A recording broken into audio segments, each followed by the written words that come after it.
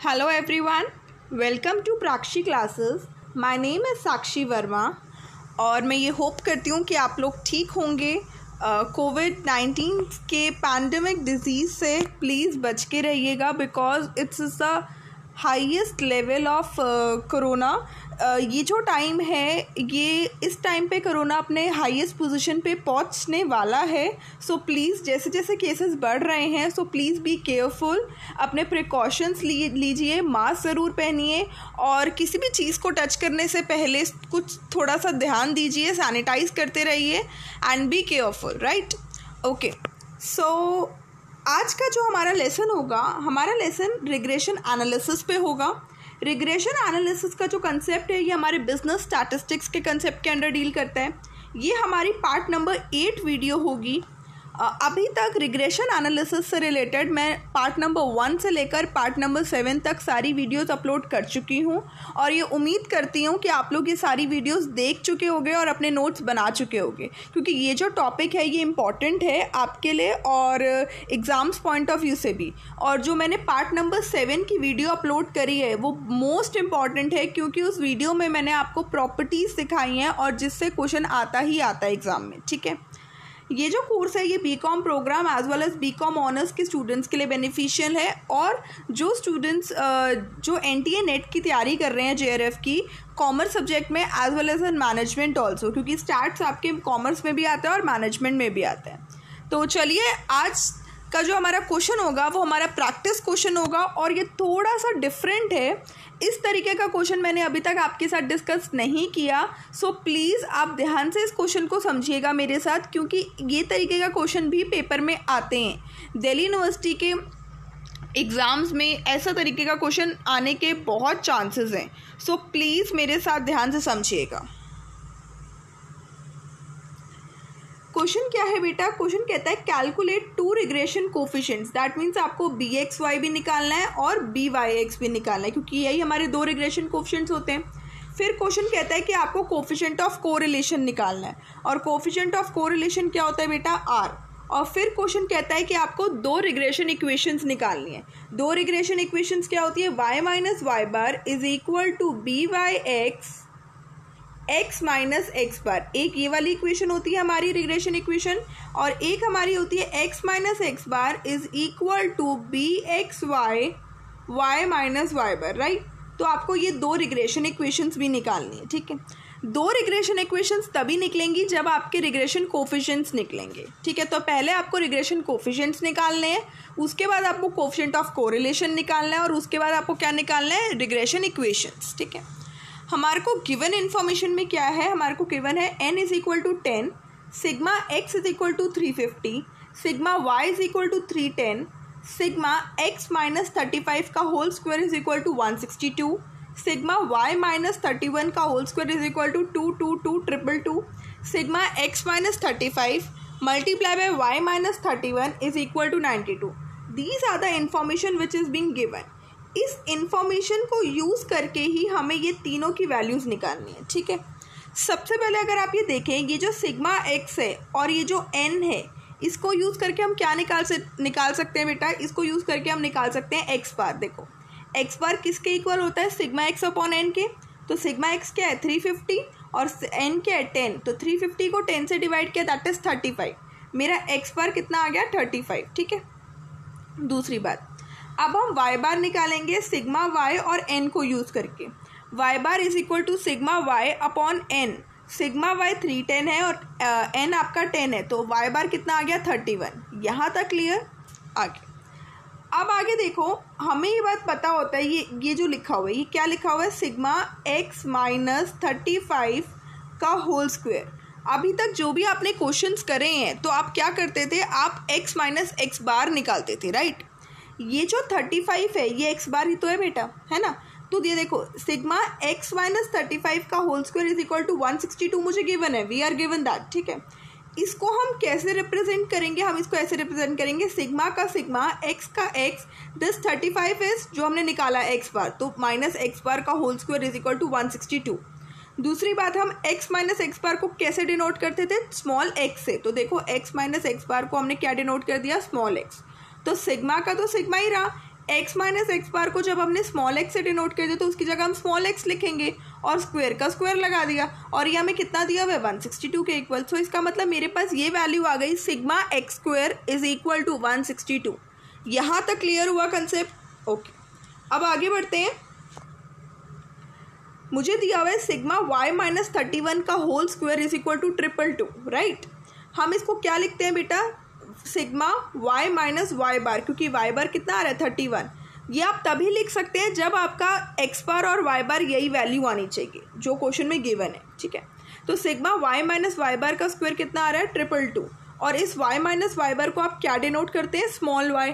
तो सिग्मा का sigma y minus Y bar की जगह स्मॉल y का square is equal to 222। That means मेरे को जो सॉल्व करके दो वैल्यूज निकल आई हैं, sigma x square is equal to 162 and sigma y square is equal to 222, और एक्स बार मुझे कितना दिया हुआ है 35 और वाई बार 31। यहाँ तक क्लियर? ठीक है, अब आगे करते हैं। अब आगे मुझे गिवन है sigma x minus 35 y minus 31 is equal to 92। देखो, ये देखो, वापस आ जाओ, ये देखो बेटा, sigma x minus 35 y minus 31 is equal to 92। बेटा ये 35 क्या है? एक्स बार, तो 35 की जगह मैं क्या लिखूंगी? एक्स बार। ये 31 क्या है? वाई बार, तो 31 की जगह मैं क्या लिखूंगी? वाई बार, ठीक है। तो देखो मैंने लिखा sigma x minus x bar Y minus Y bar is equal to 92। X minus x bar को हम छोटा एक्स मानते हैं और वाई माइनस वाई बार को हम छोटा वाई मानते हैं, तो सिग्मा एक्स वाई कितना आ गया? 92। ये मैंने क्यों निकाला है? क्योंकि मुझे जब रिग्रेशन कोफिशिएंट्स निकालने हैं तो इन्हीं की हेल्प से निकालूंगी। अब रिग्रेशन कोफिशिएंट पहला क्या होता है? B x y. That means ऊपर सिग्मा एक्स वाई आएगा और नीचे जो इंडिपेंडेंट होता है, इंडिपेंडेंट कौन है? वाई, तो sigma y square. Sigma x y 92 है, सिग्मा वाई स्क्वायर अभी आपने पीछे वाली स्लाइड में निकाला है 222। इन दोनों को डिवाइड किया तो आंसर कितना आ रहा है? 0.414। अब आपको क्या निकालना है? B y x. तो बी वाई एक्स में ऊपर सिग्मा एक्स वाई ही रहेगा, बट यहाँ पे इंडिपेंडेंट कौन है? इंडिपेंडेंट मतलब पहले जो होता है वो डिपेंडेंट होता है और जो बाद में होता है लास्ट में वो इंडिपेंडेंट होता है। तो नीचे क्या आएगा? सिग्मा एक्स स्क्वायर, और सिग्मा एक्स स्क्वायर आप ऑलरेडी अभी निकाल चुके हैं 162, राइट।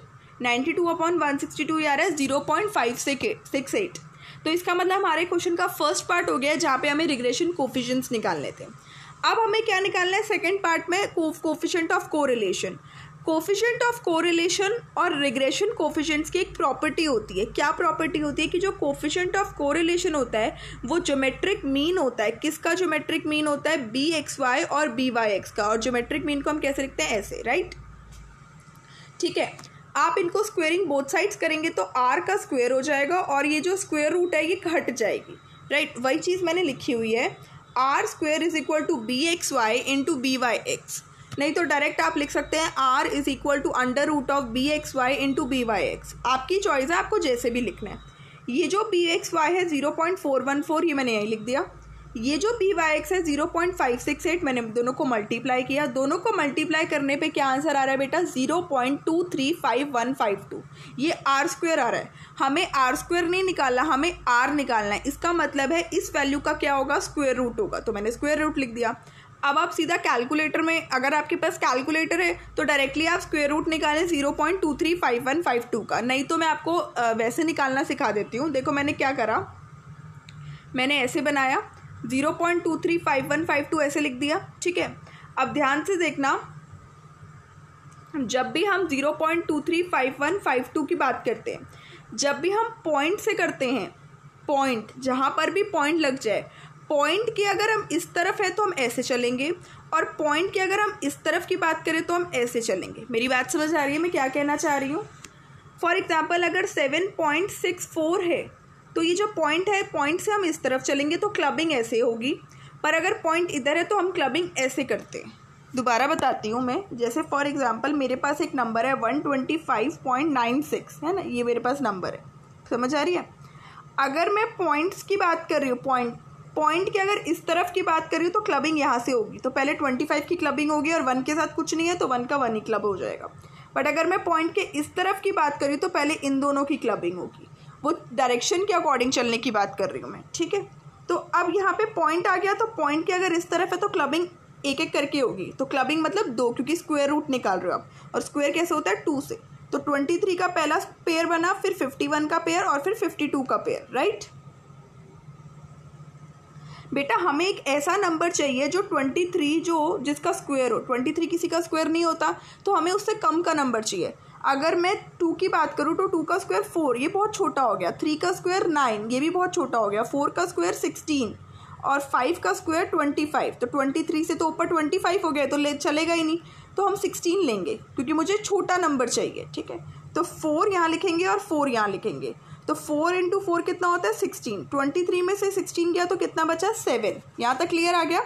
अब पूरा का पूरा क्लब नंबर उतरता है। 23 हो गया, इसके बाद पूरा का पूरा 51 इकट्ठे उतरेगा, तो ये 751 हो गया। जो यहाँ पे आपने 4 लिखा था, इस 4 को आप इस 4 के साथ ऐड कर दो, ये कितना हो गया 8।